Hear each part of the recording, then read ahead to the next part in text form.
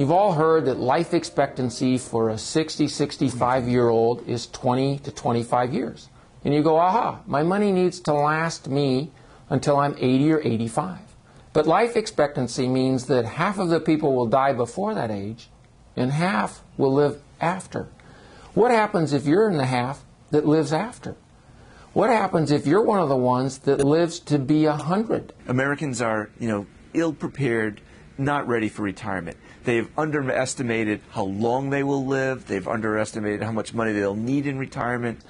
And it takes a large amount of money to be able to retire today if you want that money to last for the rest of your life. The trickiest challenge is determining how much money you do need in your 401k plan. Patty, any thoughts on that? Absolutely. Let's look at this graphic together. Think of the numbers 20 to 25. That's the multiple that you're going to want for your desired income. So, for example, for every $100,000 that you have, you can generate $4,000 to $5,000 of retirement income. 20 to 25 times. That's what you're going to think in terms of looking at your 401k plan, in terms of looking at your savings accounts.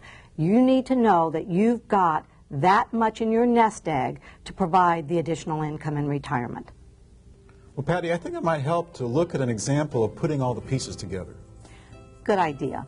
Let's look at someone that's 62 years old, single, making $50,000 a year, and you've determined that you need 80% of that to pay expenses in retirement. So, 50,000 times 80% gives us $40,000.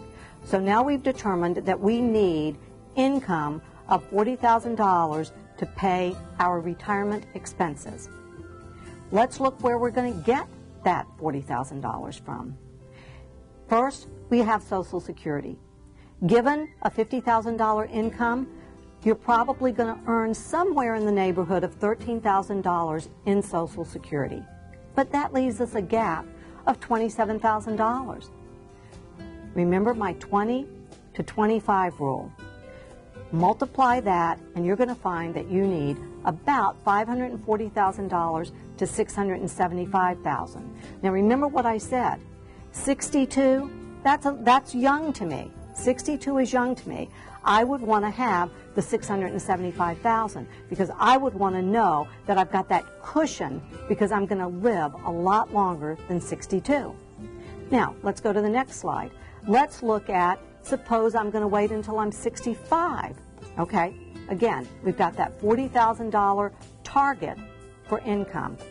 Now, because we've waited, we're not drawing Social Security as early as 62.